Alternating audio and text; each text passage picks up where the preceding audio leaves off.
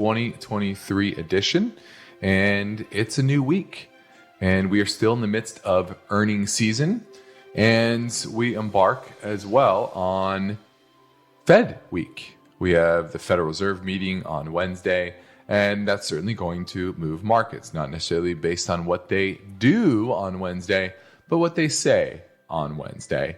And we're going to look at that impact as well as what's happening in the broader economy and for individual companies. And to be driven by your questions, your concerns, your topics that you bring to me. That's what's most important here. I can give you my perspective of over 20 plus years of investment experience, but ultimately it's about what's on your mind. You probably thought of some things over the weekend. Maybe you had a conversation with a cousin or a friend or a brother or a sibling.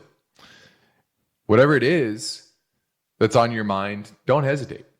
That's what this show is all about. It's unpacking your thoughts and trying to give you the pros and cons of every asset class, every company, so that you can make the right decision for you.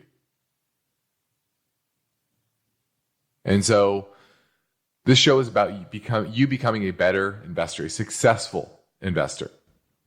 And our phone lines are open at 888-99-CHART. You can call anytime, 24 hours a day, 7 days a week, or if you're listening live during our live stream show, you can call then as well and talk to me directly. Now, I have a lot of material to cover on today's podcast, and the main focus point is going to be what one more Fed rate hike could mean for you. How will this impact different rates and ultimately your personal financial situation? In some ways, it may be better. In some ways, it may be worse. We're going to look at that. Also, like I said at the top of the show, we are in the midst of earnings season. And about 90 companies have reported out of the S&P 500. So not a whole lot, but it's always good to... It's a decent sample size, right? So it's always good to kind of take a look at that and see where we are at. All right. I also want to touch on the dollar. A lot of people have talked about de-dollarization and how the dollar is going to lose its reserve currency. And I kind of given you my distillation of what my long-term view on the dollar is and global reserve currency. Basically, eventually, probably a decade plus down the line, it'll be switched out for something like a Bancor. But in the near term, and this is important if you have investments in companies in foreign markets that operate in foreign markets, in the near term, the dollar, based on various metrics, looks a bit overvalued. So we're going to look at that data point. And then lastly, if we have time, we're going to look at the fiscal deficit, and what the first half of this year is looking like. All right. So that's ultimately what's on my mind, but that matters a lot less than what's on your mind. So give me a call. We also have some voice bank questions ready to play. One is on Boise Cascade. The other is on World Wrestling Entertainment. And I think I have an iTunes review question to answer on top of that. My perspective today also centers around two trending financial topics: U.S. debt and inflation. So I hopefully I have time to fit that in. So give me a call now. We're taking your live calls at 888-99-CHART. Let's take a look at the market today. Now, over the weekend, FRC, First Republic, it went into receivership.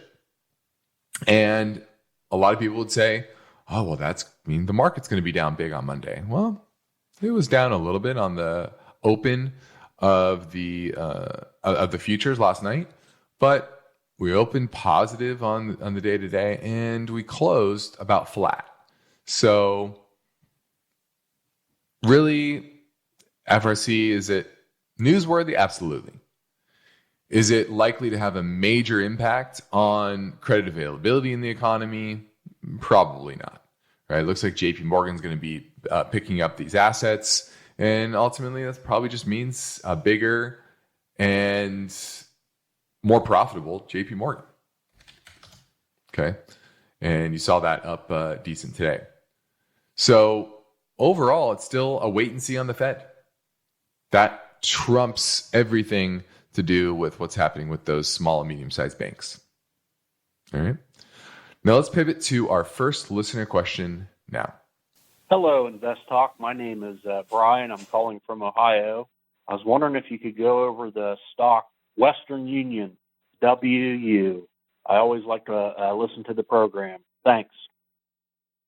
All right, looking at Western Union, and this is a company that has been in decline, but not as much decline as the stock price is showing. Right, it's supposed to make $1.58 this year, $1.64 next year, and it's a $10 stock. So you're talking about trading at a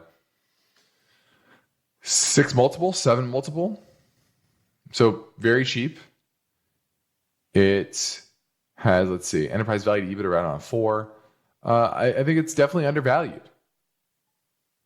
Right, its free cash flow is $373 million. It has nearly a 10% free cash flow yield. And it's taking that cash flow and it's buying back shares. And so eventually it's going to be able to buy back all of the shares. But that's really what you're dealing with here. It's a very cheap company, but you have to understand their business is dying. So how slow will that ice cube melt? And I think it's been slower than the market is really pricing in. So I do think it's undervalued. Now, technically, it's still struggling, but definitely cheap long term, and does pay an 8% dividend yield. Eventually, that'll probably be cut. So I wouldn't be buying it based on that. You can see that based on the fact that their dividend rate has paused. Right, it hasn't been raised since middle of 2021. So it is cheap, but understand it is a melting ice cube, and your bet here is that it will melt slower than the market is expecting. And I think that's a good bet. Now we're going into a quick break, and please remember that you can call anytime and leave your question on the InvestTalk Voice Bank, or if you're listening via the live stream or on AM 1220 radio in the Bay Area, you can call now at 888-99-CHART.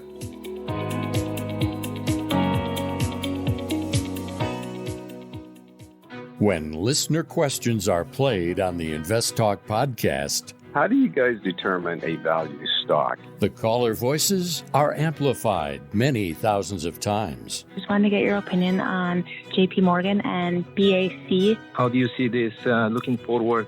I'm 25 years old and have a question about retirement funds. And the unbiased answers from Justin Klein. That's why it's trading so cheap, because there's a lot of regulatory risk here. And Steve Peasley. I kind of like it here. If I was going to buy Tyson food, this is where I'd buy it. Benefit the entire InvestTalk community. Thank you for what you guys do. That's why 24/7, rain or shine, no matter how simple or how complex, your questions make a difference. Symbol BKE. What's your outlook? And InvestTalk is made better by the power of you. So don't forget to call 888-99-CHART.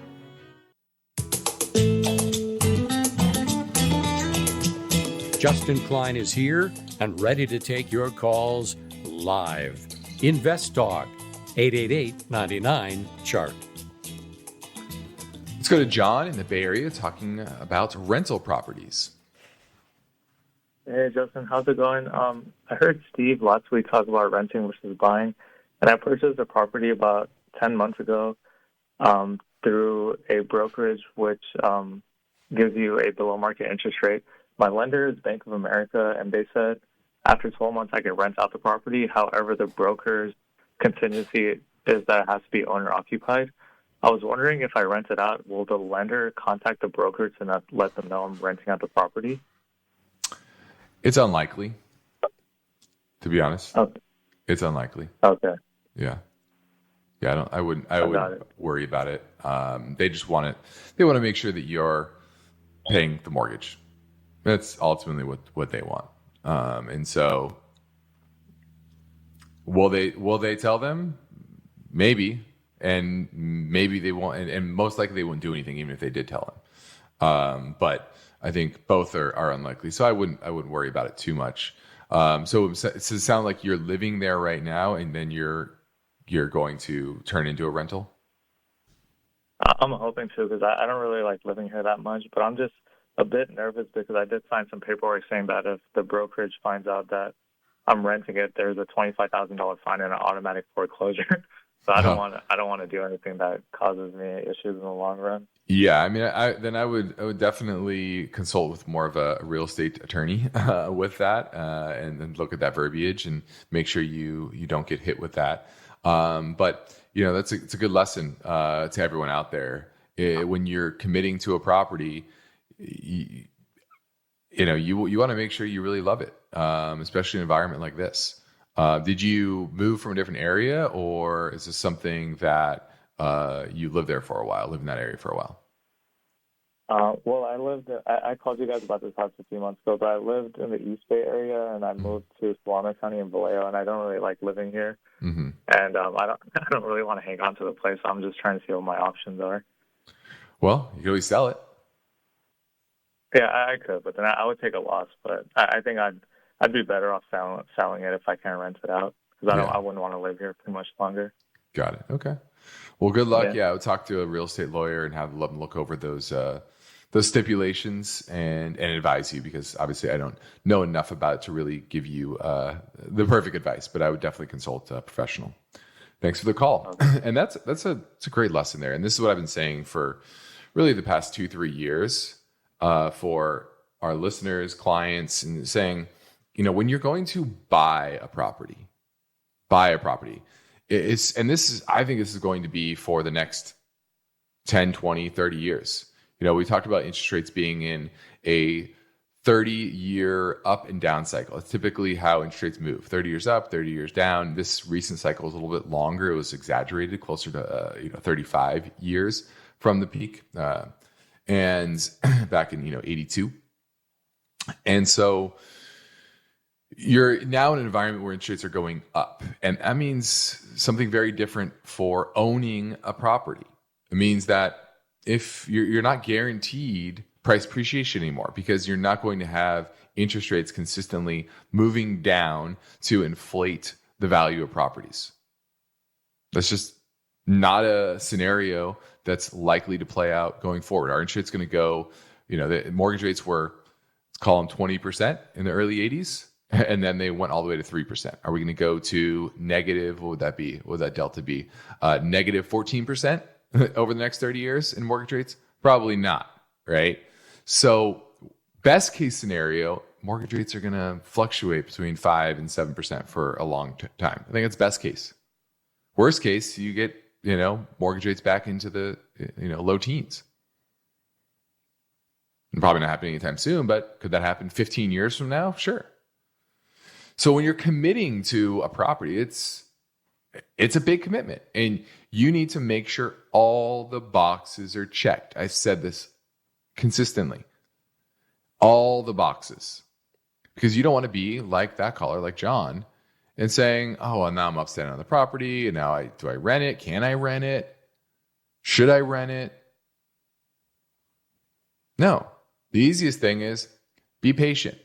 It's an environment where, unless you love it. I just bought a house, right? I love it. I don't really care whether the price of the property goes up a little, down a little. Don't care. I'm going to live here for a long time.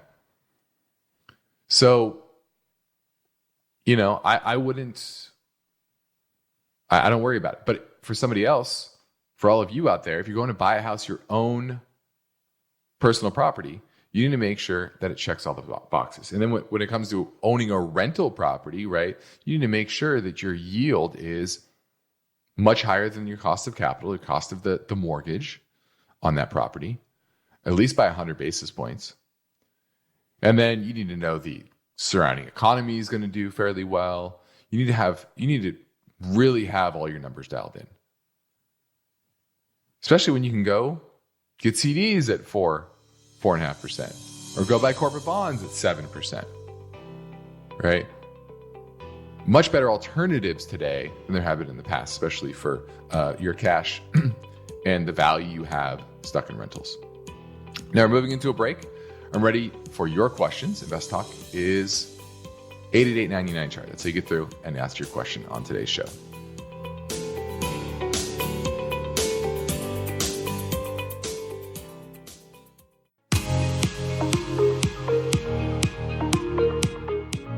One of the most rewarding things I do each weekday is host the InvestTalk podcast.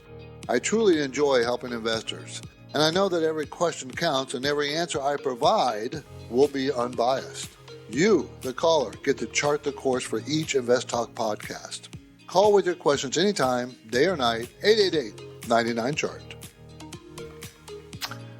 Now, my focus point looks in the story behind this headline, what one more Fed rate hike could mean for you. And like I've said at the top of the show, this is Fed week, and we're likely to get a quarter point increase in the Fed funds rate all the way to 4.75 to 5, I believe is the range. And all of this monetary tightening, I always get those two flip-flopped in my mind briefly, but monetary tightening is cooling inflation, and higher prices are causing real wages to decline. So real average hourly earnings are down 0.7% from a year earlier. So incomes are not keeping up with inflation. And ultimately, that makes it harder for people to afford their lives. And you can see that in the numbers for credit cards and credit card borrowing. So credit, and this is in the midst of higher interest rates, the higher cost of credit. So people are leaning on credit more, and it's costing them more. The average credit card rate is now more than 20% on average, and nearly half of credit card holders carry debt from month to month. Obviously, you shouldn't be one of those. We don't talk a lot about personal finance on this show.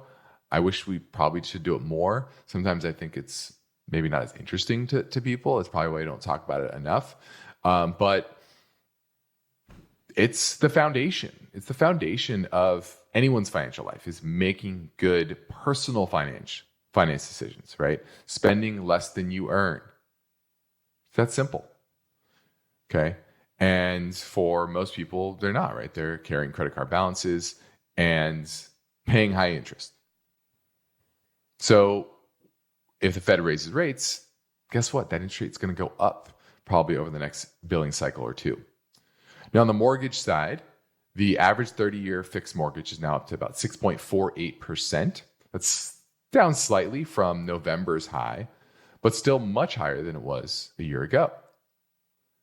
And now this shift probably won't matter much to mortgage rates, at least in them raising rates in and of themselves. That's priced into markets. It's really about what they say going forward and how expectations will shift. And that will ultimately move the treasury market, the 10-year treasury market, which is the proxy for those 15 and 30-year mortgages. Now, if you have a home equity line of credit or an adjustable rate mortgage, this will impact you because those are pegged to prime rates, and prime rates do rise and fall when the Fed funds rate moves.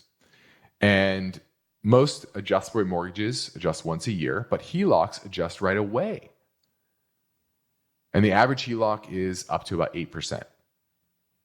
Okay, so if you have a HELOC, you're going to be charged more interest. Now, on student loans, most borrowers aren't really affected because their rate's fixed. But if you're taking it out this academic year, the rate's up to about 5%. But any loan dispersed after July 1st will likely be even higher. Okay, so understand it's not about this academic year, but if you have a child, as family members, just say that is going into another school year and they're taking loans out, that's going to be at a higher rate next school year. And that's, once again, linked to the 10-year Treasury note. Now, Treasury bill rates, the deposit rates, Deposit rates are also likely to go up a bit as well. Now, the average savings account only yields 0.39%, but high yield online savings accounts are at about 4.5%, some of them, and that could go up a bit. Now, this is likely the last increase for a while. That's really the expectation here, is that the Fed's going to hike one more time to get to that 5% range, and they're going to pause.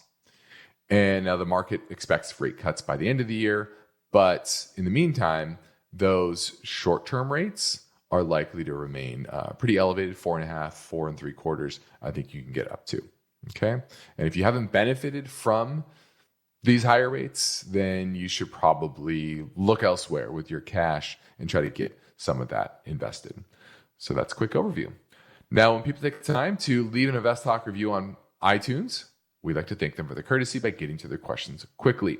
Karen Singh says, I love your show and listen to it religiously. I have a question about investing in GM for 5% of my portfolio. This stock is trading less than its book value, and it looks like there are projections for the next year are good. Not sure how the economic environment is going to affect it, though. Well, here's the issue. I just don't love car companies. Auto companies are some of the worst businesses in the world. They're highly capital intensive, right? Highly capital intensive. Huge factories, lots of inventory. You're dealing with unions, especially if you're producing here. They're just not great businesses, and they're very cyclical. And then if you look at the chart, doesn't inspire confidence. Let's just say that. Okay, so I would look elsewhere. GM is just not near the top of my list of industrial names that I would own. You want to look for something probably a bit smaller, less capital intensive. That is not an industry that is so competitive, right? The auto industry is extremely competitive. So I'm going to give a no to GM. All right. Now, coming up soon, my Fresh Perspective report, and it centers on two connected financial topics: U.S. debt and inflation. But for now, I'm moving into a break, and I'm ready for your questions on InvestTalk at 888-99-CHART. Have you heard about BackBlaze? BackBlaze is unlimited computer backup for Macs and PCs. And here's the good news.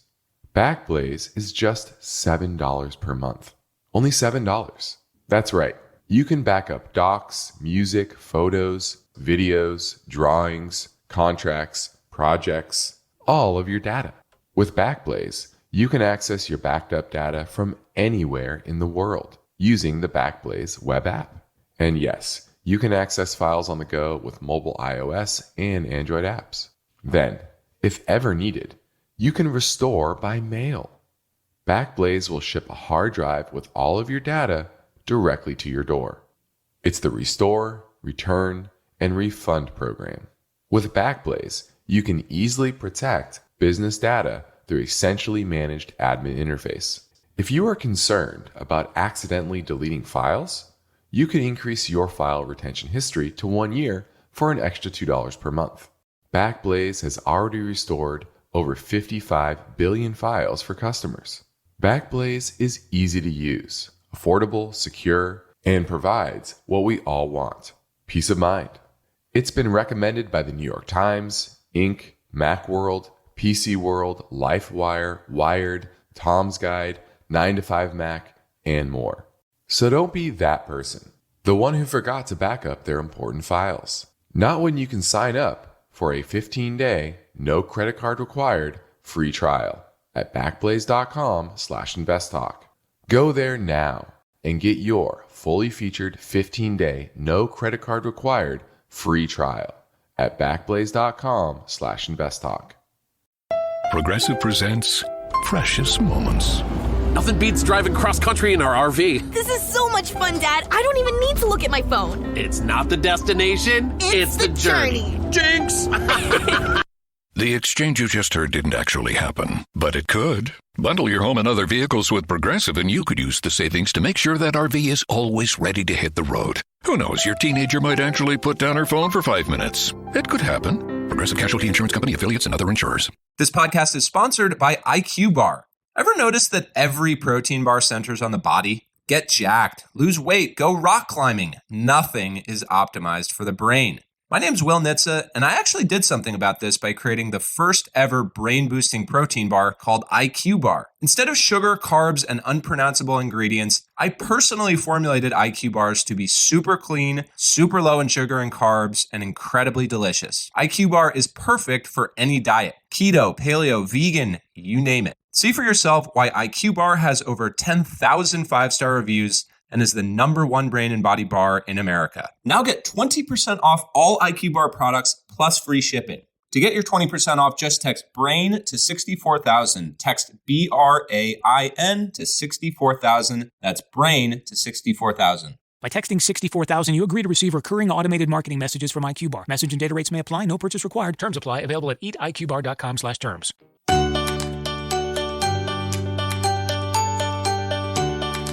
The stock market is volatile. It's constantly changing. So how are you positioned? Is your portfolio properly balanced, or are you taking unnecessary risks? You can get guidance anytime for free if you go to investtalk.com and take the brief Riskalyze quiz. Hey, Justin or Steve, this is Jay from New York. I had a quick question. I have a small position on a stock. It's WWE, William Executives, and essentially I'm thinking about selling right now. I've had it for over a year now, and I think it's the best time to sell because right now there's talks about being bought out by UFC, and I'm thinking maybe I'll get back into it once the price falls. Please let me know what you think. Thank you. All right, looking at WWE, World Wrestling Entertainment. I have heard a bit of rumors about that, being bought out by UFC. The current market cap is about $8 billion, but it's trading at pretty high valuation. You're talking about 20 times enterprise value to EBITDA, 7.5 times price to sales ratio. The good thing is they don't have any debt on their balance sheet. That's a positive, and they're very profitable. But you're talking about free cash flow only $125 million. I just think the multiples here are way too high. Forward-looking earnings multiple is somewhere in the high 30s. That's just way too rich for my blood, especially if you look at last quarter's earnings. Earnings were down 22%, revenues were only up 5%. And, demographics for wrestling are not fantastic, right? You have our society's aging, and there isn't a huge cohort of younger people to, get engaged with wrestling. So I'm just not a fan of it. I think you've had this huge run up and multiples that I think are just bordering on the edge of egregious. So absolutely, maybe look out for that 1 year mark. Make sure you get long-term capital gains if it's in a taxable account. But I definitely would be looking to trim or sell it. All right, thanks for the call. Now, my perspective today centers on the two trending financial topics, U.S. debt and inflation. Both are complex and nuanced. There's a lot of gray area here. A lot of people use hyperbole, but I think it would be good to do a simplistic overview and go back in history. Now, keep in mind, I'll be using round number estimates, so not obviously exact, but a brief definition of U.S. debt. The national debt of the United States, the total national debt owed by the federal government of the United States to Treasury security holders. So the national debt at any point in time is the face value of the then outstanding Treasury securities that have been issued by the Treasury and other federal agencies. Now, historically, the U.S. public debt as a share of GDP increases during wars and recessions and then subsequently declines, except for as of late, obviously. Now, the ratio of debt to GDP may increase as a result of a government surplus or via growth of GDP and inflation. So America has been in debt since the Revolutionary War, so that's nothing new. And usually there's three reasons for a run-up in debt. One is running large in a nation is expensive, right? We're very spread out and very diverse, and it's expensive to administer government programs throughout the nation. Second, we fight wars. Wars are expensive. And third, most notably, in the beginning, the early U.S. government didn't have the power to tax its citizens until a little over 100 years ago. The U.S. federal debt has increased from approximately $408 billion when adjusted for inflation in 1922 to 31.5 trillion in February of this year. Now, the country's total debt to GDP ratio is high. And the last time we had some sort of major economic event, it was 1929, and on the heels of the Great Depression. And back then, total U.S. debt outstanding was $16,931 billion. But inflation has been 1,665% since then. So in today's dollars, somewhere around $282 billion, which is pretty low. So the GDP, low in comparison to the GDP back then. GDP in 1929 is 1.1 trillion. So it was only about 33% debt to GDP ratio. Now in modern times, we have over 100% debt to GDP ratio. And about 33% of this debt is owed to foreign buyers of our debt.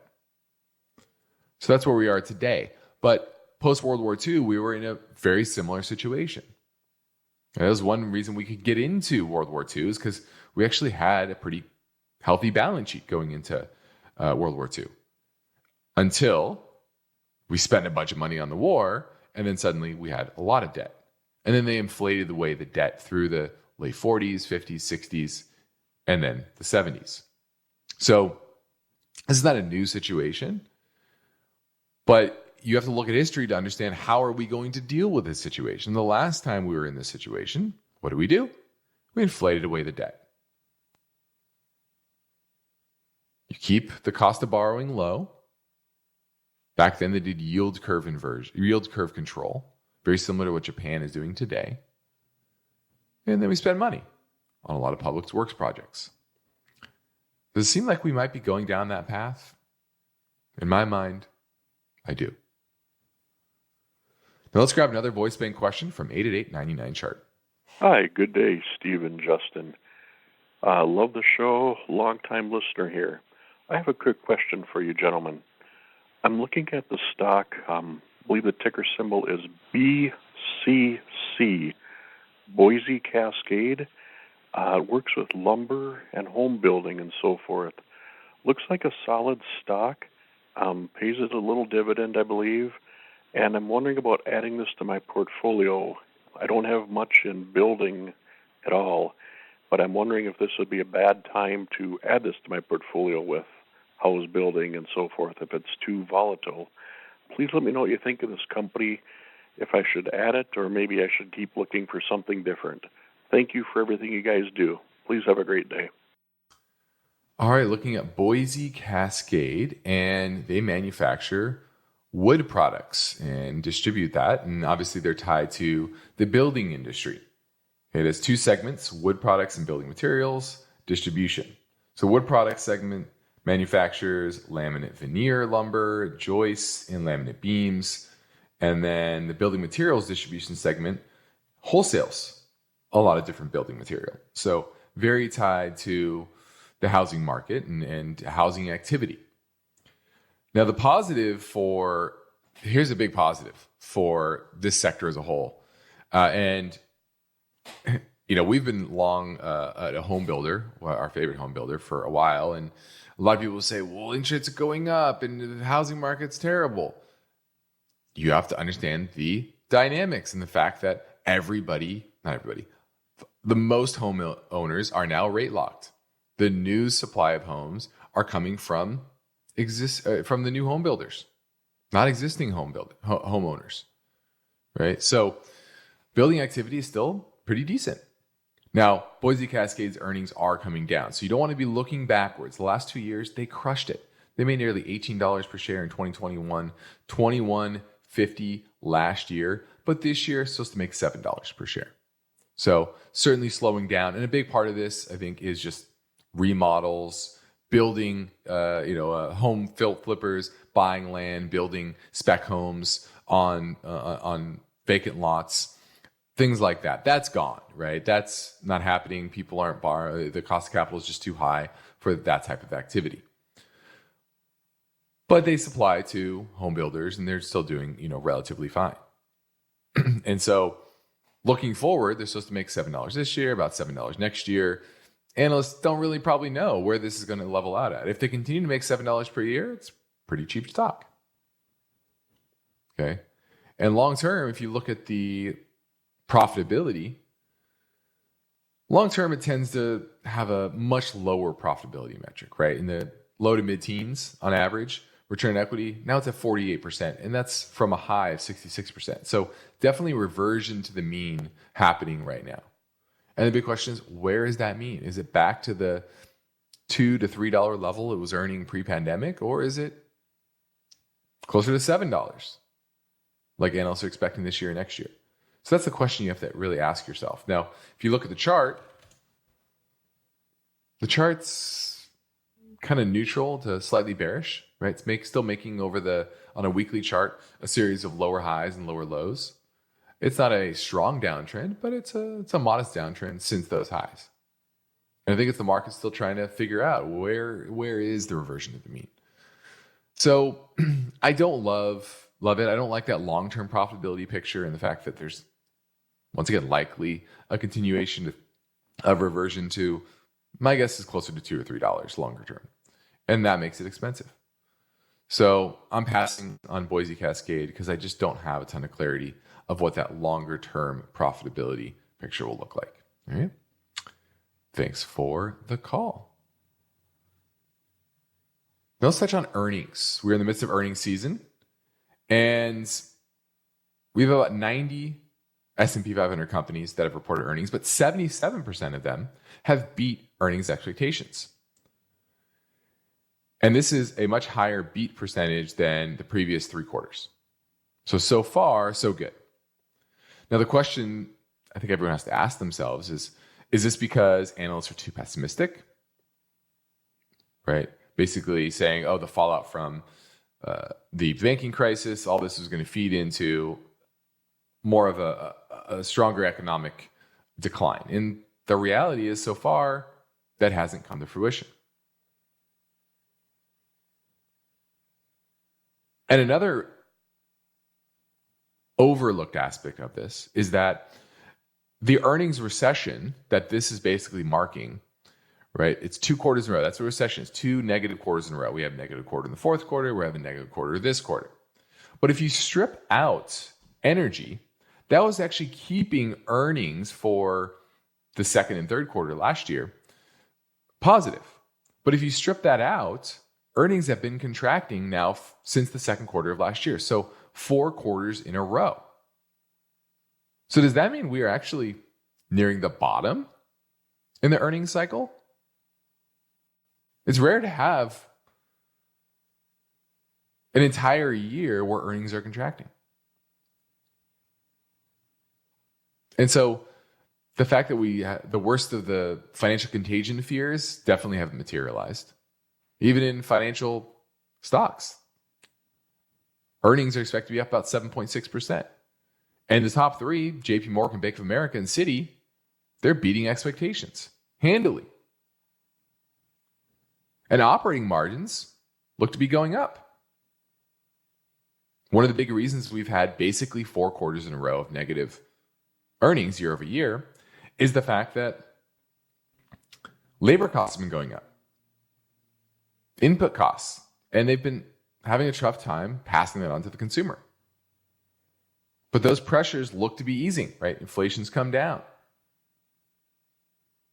And so peak margin pressure was probably fourth quarter of last year. And so far, a dire earnings picture just hasn't come to fruition. Now, that could change. Once again, this is only roughly 20% of the S&P that's reported so far. And we'll certainly report on more of it. But it's important to have that perspective. Okay, that, hey, you can talk about all the headlines, you can spin as much narrative, as many narratives as you want. But the reality is earnings have still held up. And I still go back to the fact that this is an inflationary recession.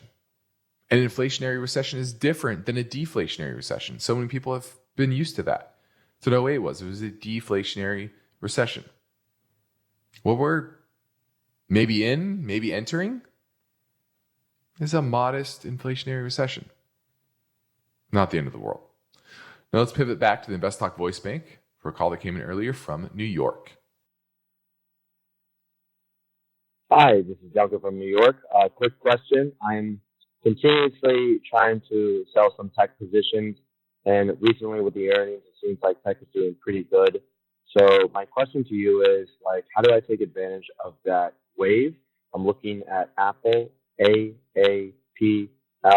I've held it for a while. It's obviously doing very good. And if I'm looking at all the moving day averages, it seems like that where it's heading is above the 50, above the 100, and above the 200. I remember a couple of podcasts ago, Justin was talking about that if the moving day averages are wider, that's like a good sign rather than it coming closer. So I guess the follow-up question is, how can you really tell whether or not it's good to take some profit off the table too, especially for the tech stocks that I'm just trying to solely minimize my position in at this time of the economy? Thank you very much and have a good day. Bye. All right, great question. I like your point on the moving averages, but Apple, it's kind of in a choppy period, and a lot of these tech stocks are, and this is actually bucking the broader tech stock trend. It is up into resistance. I will say that here around 170. But if it consolidates up here, then you're right. It is just moving higher into a more concerted uptrend. That's certainly possible. But this is an area that you do want to think about trimming if you are going to trim. All right. Thanks for the call. We're heading into a break. I'm ready to take your questions now at 888-99-CHART.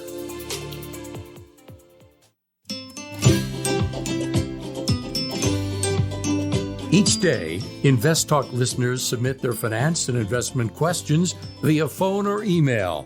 Would you like your question to be put near the top of the list? Just take a minute or two to leave a review and rating for InvestTalk at iTunes. And be sure to include a brief question with your iTunes review comments. We're going to talk to Nick. He's in Manhattan Beach. Wants to talk about Tyson Foods, TSN. Do you own it or looking to buy it? I'm looking to buy it, Justin. Yeah, just pretty simple. It's towards the low end of its trading range over the past 7 to 8 years. I think the dividend is safe. It's obviously one of the premier suppliers by market share of meat in America, and we all like meat, whether it's pork or beef or chicken or whatnot. I don't think they're going to go anywhere. As I said, the stock looks cheap and the dividend's safe. I was just thinking, what do you think is a good price to buy it at? Yeah, I think you're right. Technically it is at the low end of its longer-term trading range on the chart, as well as fundamentally. I don't think it's going to knock your socks off, right? But if it can mean revert back into the mid-80s, I think that would be a nice return here from 62. Plus, you get that 3% dividend. Like you said, I don't think it's going anywhere. Its operations, cash from operations, is relatively steady. It has come down a little bit recently. But a lot of that probably has to do with the input costs for its operations. But with potentially unemployment rising, they're going to have opportunity to probably expand margins, maybe not have to pay their employees quite as much. So I'm going to give this one a thumbs up. I do think they're at the low end of the range, and their business prospects near term, and they will improve. So. I give it a thumbs up. Thanks for the call. All right. I agree with everything. Thank you. Thank you.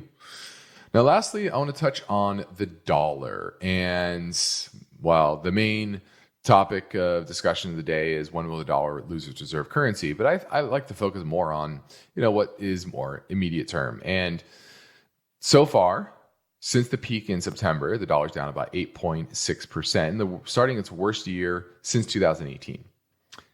And so there are many factors. One is obviously the banking system problems, potential defaulting on U.S. debt. and maybe a recession, an inflationary recession, but a recession nonetheless, maybe later this year. And it looks like the Fed is going to be one and done this week. And the U.S., on a performance basis, has come out of a very strong period, and a lot had to do with the fiscal spending that's still pretty strong, but not obviously quite as strong as immediately after COVID. And other countries are catching up. So the global economy is improving while the U.S. economy is weakening. Now, a weak dollar, you might sound like it's terrible, a dollar's weak. Well, in reality, it's actually very good for the global economy. It boosts the value of overseas earnings of U.S. multinationals, and it typically boosts global trade because goods priced in dollars become more affordable. And so we can export more around the world. Now, 60% of global liabilities are denominated in dollars. Remember, I talked about this before. If you have a mortgage, you have to pay your mortgage back in dollars.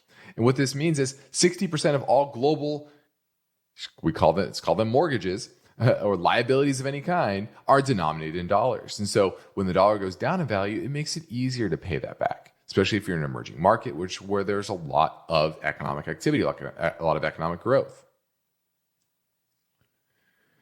And so that's a positive. This is actually a positive. Okay. Now, European growth is holding up better than expected. Why? Because the energy crisis didn't manifest as a lot of people were fearing. China's economy is expected grew 4.5% in the first quarter. Better than expected. And that's right in line with what the IMF believes for this year. US GDP expected to grow 1.1% this year, Eurozone GDP 1.4%, and Chinese growth at about 4.5%. And a big factor that is underappreciated is the fact that European bond yields are positive. Remember when Europe had negative bond yields? What happened was there was a lot of capital flight out of that, saying, I don't want negative rates. I'm going to push money into positive yielding currencies, positive yielding countries like the US. And now European rates are nicely positive, and there's money flowing back there as well now that you can earn something there. And so that means money likely coming out of the dollar, at least in the medium term. All right. So all those factors make up for probably weaker dollar going forward. All right. Now, I'm Justin Klein. This completes another InvestTalk program. Steve Peasley and I thank you for listening, and we encourage you to tell your friends and family about our free podcast downloads, which you can get anytime at iTunes, Spotify, or Google Play. And be sure to rate and review on iTunes. Independent thinking, shared success. This is InvestTalk. Good night. InvestTalk is a trademark of KPP Financial. Because of the nature of the interactive dialogue inherent in the format of this program, it's important for the listener to understand that not all comments made will apply to them. Specifically, nothing said shall be taken to be investment advice, or shall statements on this program be considered an offer to buy or sell security. Because such advice is rendered solely on an individual basis and at times will require that the investor review a prospectus before investing. InvestTalk is a copyrighted program of Klein, Pavlis, and Peasley Financial, a registered investment advisor firm which retains all rights. For more information regarding KPP's investment advisors, call 1-800-557-5461. Steve Peasley is president, and Justin Klein is chief executive officer of Klein, Pavlis, and Peasley Financial. Thank you for listening, and your comments and questions are welcome on our 24-hour listener line at 888-99-CHART.